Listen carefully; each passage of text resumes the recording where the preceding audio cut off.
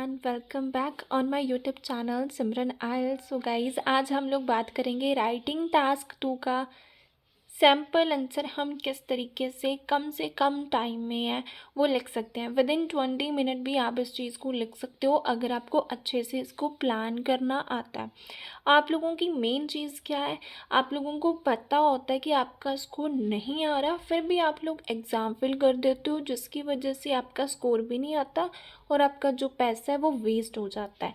तो सबसे पहले तो अंडरस्टैंडिंग जो होती है टास्क 2 के बारे में आपको पता होनी चाहिए कि एक सिस्टम क्या होता है राइटिंग टास्क 2 को लिखने का, तभी हम एक इफ़ेक्टिव टास्क 2 है वो लिख सकते हैं।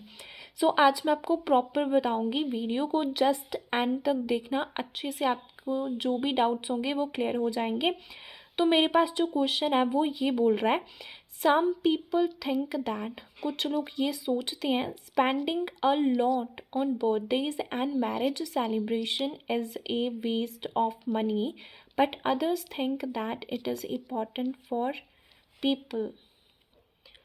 कुछ लोग बोलते हैं कि पैसा लगाना बर्थडेज़ के ऊपर, मैरिजेस के ऊपर वेस्टफुल होता है, और दूसरी तरफ जो लोग सोचते हैं कि ये पैसा लगाना ज़रूरी है लोगों के लिए।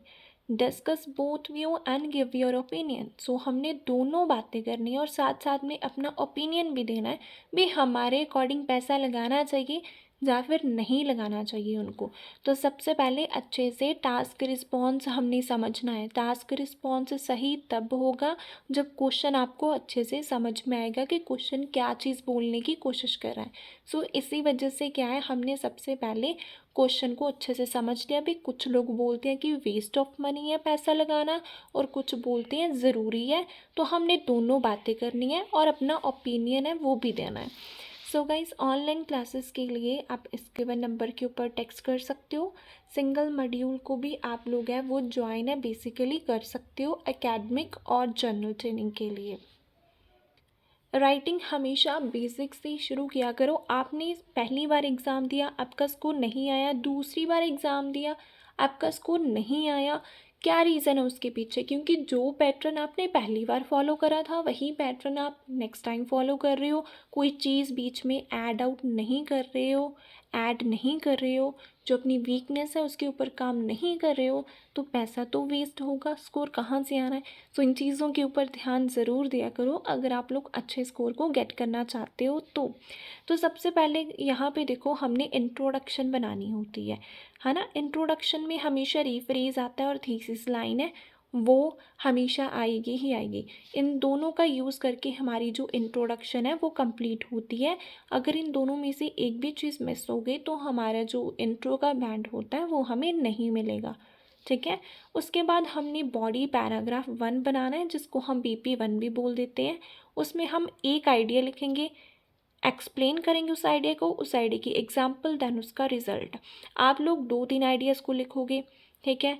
जैसे एक आइडिया दे दिया, मोर ओवर फर्दर मोर करके और आइडिया दे देते हो, जिसकी वजह से आपके बैंड्स को नहीं आता, क्योंकि आपने एक्सप्लेन तो करा नहीं, आइडिया तो लिख दिए, लेकिन उन आइडियाज़ को एक्सप्लेन भी तो करना होता है। जितना अच्छे से और जितना टू द पॉइंट एक्सप्लेन करोगे तभी आपका राइटिंग में स्कोर आएगा। अब BP2 में भी सिर्फ एक आइडिया, एक्सप्लेन, एग्जाम्पल, रिजल्ट, और लास्ट में हमारी आती है कंक्लूजन। That's it. ये हमारा प्रॉपर स्ट्रक्चर होता है। इसके अलावा हमने कोई भी फालतू चीज़ है वो ऐड नहीं करनी होती है। ठीक है। तो बेसिकली क्या है कि सबसे पहले अब हम इसका सैम्पल आंसर देख लेते हैं कि कैसे करना है। मैंने इसमें जो भी वो कैप के वर्ड लिखे होंगे आप उसको नोट कर लेना, आपकी बहुत ज़्यादा हेल्प है वो हो जाएगी, आपको काफ़ी चीज़ें हैं वो क्लियर हो जाएंगी। हम लोग क्या है भी वो कैप का यूज़ कर देते हैं, लेकिन समटाइम वो इनफॉर्मल हो जाती है जिसकी वजह से हमारा स्कोर नहीं आता है। सो इसी वजह से हमने जो भी वर्ड्स यूज़ करना है वो एकदम टू द पॉइंट बात होनी चाहिए। देखो, सबसे पहले मैंने इंट्रोडक्शन बनानी है। It is considered by some indigenous that, ये चीज़ मानी जाती है कुछ इंडिजीनियस द्वारा, इंडिजीनियस मीन्स पीपल द्वारा, स्क्वेंडरिंग a tremendous amount of money. स्क्वेंडरिंग मतलब पैसा लगाना बहुत ज़्यादा, किसके ऊपर? वेदर ऑन वेडिंग सेरेमनीज और पार्टीज़। वहाँ पे था मैरिज सेलिब्रेशन, उसको मैंने लिख दिया वेडिंग सेरेमनीज। वहाँ पे था बर्थडे पार्टीज़, और मैंने उसको लिख दिया parties, is just extravagant spending. ये क्या है? एक्स्ट्रा वेगेंट स्पेंडिंग है। Extravagant means wasteful spending है, फालतू का खर्चा है। यहाँ पे है जो हमारी स्टेटमेंट है वो भी यही बोल रही है कि पैसा लगाना बर्थडेज के ऊपर, मैरिज सेलिब्रेशन के ऊपर वेस्ट ऑफ मनी है। और यहाँ पे मैंने भी यही चीज़ लिखी है, भी it is considered by some indigenous that squandering a tremendous amount of money. Tremendous means बहुत ज़्यादा, लॉट ऑफ की जगह पर मैंने ट्रिमेंडियस लिख दिया, स्पेंडिंग की जगह पर स्क्वेंडरिंग लिख दिया, ठीक है। मैरिज की जगह पर वेडिंग लिख दिया, बर्थडे पार्टी की जगह पर मैंने पार्टीज लिख दिया, वेस्टफुल की जगह पर एक्स्ट्रा वेगेंट लिख दिया, बट की जगह पर हाउएवर, अदर्स थिंक की जगह पर अदर्स ओपाइन दैट।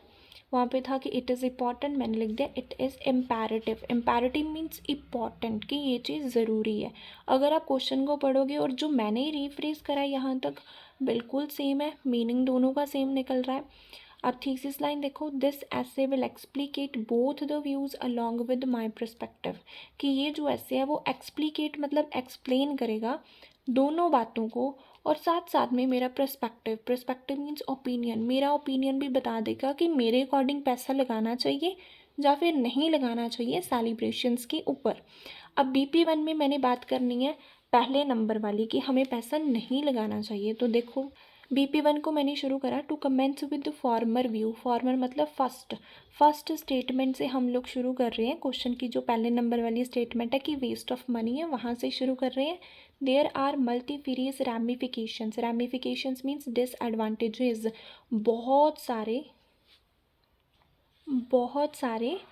नुकसान है of spending money on celebration. अगर हम पैसा लगाते हैं सेलिब्रेशंस के ऊपर तो उसके बहुत ज़्यादा नुकसान है। But the prominent one is, लेकिन जो मेन नुकसान है वो क्या है? इट में इंक्रीज फाइनेंशियल इंस्टेबिलिटी। इससे क्या होगा? फाइनेंशियल इंस्टेबिलिटी होगी, फाइनेंशियल प्रॉब्लम आएगी, मीन्स मनी की प्रॉब्लम आएगी। मैंने बोला कि अगर वो बहुत ज़्यादा पैसा लगाएंगे सेलिब्रेशंस के ऊपर तो उनको मनी की प्रॉब्लम आएगी। अब मैंने बताना है कि कैसे टू इलेबोरेट इट। सबसे पहले मैंने कनेक्टर यूज़ करा एक्सप्लेन करने के लिए। When people engage in either parties और मैरिजेस, जब जो लोग हैं वो पार्टीज़ और मैरिजेस के ऊपर जाते हैं, it will put detrimental impact on their pocket. तो इसका जो डेट्रीमेंटल मीन्स बैड इम्पैक्ट है वो किसके ऊपर पड़ता है? उनकी पॉकेट के ऊपर पड़ता है। जब बहुत ज़्यादा पैसा लगा देते हैं इनके ऊपर तो बैड इम्पैक्ट उनकी पॉकेट के ऊपर पड़ता है, उनकी मनी के ऊपर पड़ता है। Because they spend huge money in arrangements, क्योंकि अरेंजमेंट्स में वो बहुत ज़्यादा, ह्यूज मतलब बहुत ज़्यादा पैसा लगा देते हैं, टू शो देयर स्टेटस, ताकि अपना स्टेटस शो कर दे। Even some middle class individuals, even कि कुछ जो मिडिल क्लास लोग होते हैं, prefer to take loans for events which leads to debt. जो मिडिल क्लास लोग होते हैं ना, वो इन इवेंट्स को ऑर्गेनाइज करने के लिए लोन्स तक ले लेते हैं, जिसकी वजह से उनके ऊपर है वो कर्जा हो जाता है। For example, a survey was conducted by Indian law maker, law maker होती है गवर्नमेंट। एक सर्वे कंडक्ट करा है इंडिया की गवर्नमेंट ने, फाउंड दैट, क्या चीज़ बताइए? Most of the Indians are suffering from money problem due to big events arrangement, कि बहुत ज़्यादा जो इंडिया के लोग हैं वो मनी प्रॉब्लम से सफ़र कर रहे हैं, गोइंग टू किसकी वजह से? बिग अरेंजमेंट्स की वजह से। ये इवेंट्स वो बहुत ग्रैंड लेवल के ऊपर कर देते हैं, जिसकी वजह से क्या है फिर एट द एंड उनको प्रॉब्लम आती है मनी की। Thus, it is quite clear that spending more money on celebrations might be escalated the chances of monetary issue.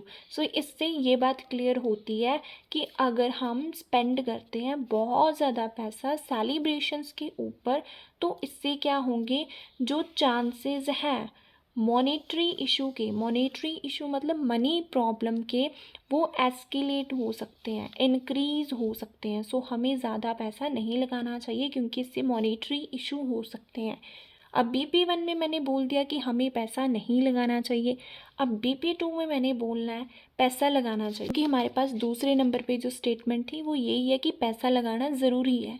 ठीक है, तो अब हम दूसरे नंबर वाली बात है वो BP2 में करेंगे। मूविंग टुवर्ड्स लेटर नोशन कि अब हम लोग जो बाद वाली स्टेटमेंट है ना उस तरफ मूव कर रहे हैं। The predominant benefit as a social interaction, जो मेन बेनिफिट होता है अगर हम बहुत ज़्यादा इवेंट्स को ऑर्गेनाइज करते हैं, पैसा लगाते हैं, तो उससे एक अच्छी सोशल इंट्रैक्शन हो जाती है। अब मैंने समझाना भी कैसे होती है, तो उसके लिए मैंने कनेक्टर लगाया टू एक्सप्लेन इट। एक चीज़ का ध्यान रखना, कोई भी कनेक्टर आपका रिपीट है वो नहीं होना चाहिए। अगर कनेक्टर रिपीट हो गया तो उससे क्या है, आपकी रेपिटेशन होगी और आपके बैंड स्कोर है वो कट सकते हैं। इन दिस कॉम्पिटिटिव वर्ल्ड, आजकल के कॉम्पिटिशन वाले वर्ल्ड में multitudes means people give first priority work, जो लोग हैं वो ज़्यादा प्रायोरिटी अपने काम को देते हैं, इवेंट्स को नहीं देते हैं। रिक्रिएशन मतलब एंटरटेनमेंट इवेंट्स में ये सब कुछ आ गया, ठीक है। जो वेडिंग सेरेमनीज होती हैं, बर्थडे पार्टीज होती हैं, वो सब कुछ इसमें है। वो काम को ज़्यादा प्रायोरिटी देते हैं, इवेंट्स को नहीं देते हैं। बट इफ़ दे ऑर्गेनाइज, अगर वो ऑर्गेनाइज करते हैं या फिर इन इवेंट्स में जाते हैं, देन फिर क्या होगा, they can not only rejuvenate their mood, उससे क्या उनका मूड भी अच्छा हो जाएगा, ठीक है, फ्रेशन अप हो जाएगा, but also meet with beloved ones, और एक अच्छा गेट टुगेदर अपने फैमिली फ्रेंड्स के साथ हो जाएगा। सो इसी वजह से हमें ऑर्गेनाइज करने चाहिए इवेंट्स, क्योंकि एक अच्छा गेट टुगेदर हो जाता है, हैक्टिक स्केड्यूल से उनको ब्रेक मिल जाती है। To epitome, it was a headline in the eminent newspaper the Moscow time found that, ने न्यूज़पेपर का नेम लिख दिया, the Moscow time found that spending funds on marriages is good for get together with family as well as friends. भी headline आई थी Moscow time में, उन्होंने क्या चीज़ बताई है कि पैसा लगाना मैरिजेस के ऊपर वो अच्छा है, एक अच्छा गेट टुगेदर हो जाता है फैमिली के साथ और फ्रेंड्स के साथ। Therefore it's proof that spending on weddings is good for relationships.